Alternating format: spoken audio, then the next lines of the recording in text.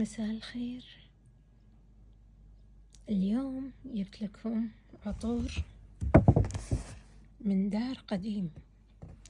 هذا المصمم كويتي، صاحب هالدار كويتي، بس صناعة عطوره تمت ببريطانيا، بإنجلترا.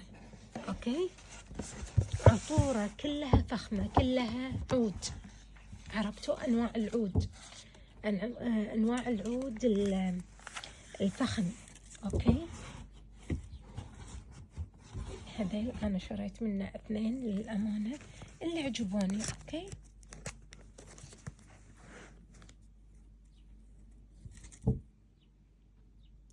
قديم. هذا 80 ملي، هذا 50 ملي. أوكي، شوفوا هذه مكتوب قديم للعطور.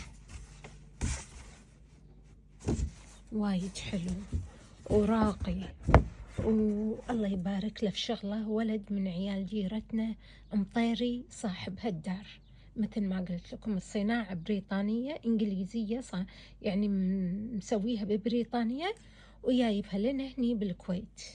أوكي، العطور كلهم ب50، يعني قديم. هذا اللي خذيته اسمه على اسم المحل، أو سيجنتشر حق المحل قديم. والثاني اسمه شنو اسمها، غالية أو غاوية. أي غاوية، على التسمية الإماراتية إنه الشيء غاوي كذي، غاوي. هذا غاوي وهذا قديم. أوكي، الاثنين على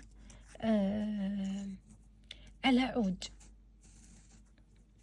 أوكي، أنا بطلهم لكم. عود فخم، عود عروس، عود مناسبات فخمة. هذا قديم اللي هو عجبني من البداية، رحت مرتين تأكدت من ريحته. ترى العود العطور اللي على عود ما فيها غلطة إذا كانت صحيحة،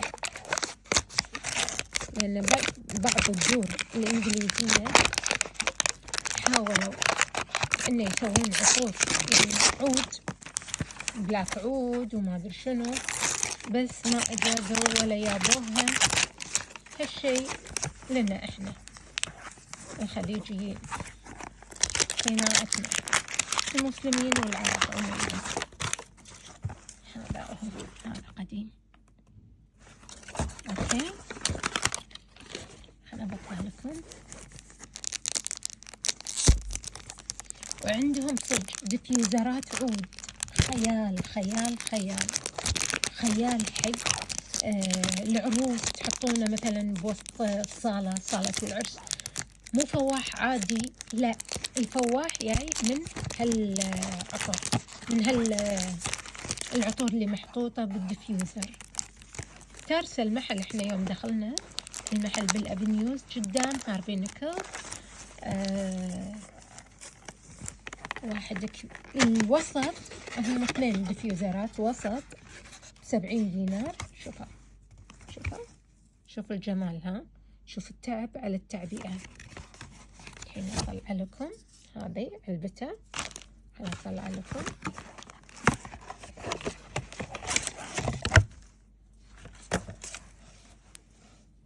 هذا هو، عرفتوا غرش دهون العود شلون صايرة الصغيرة، اللي ربع تولة وتولة كاملة، شي مسوين الغرشة عليه. شوفوا الديتيل.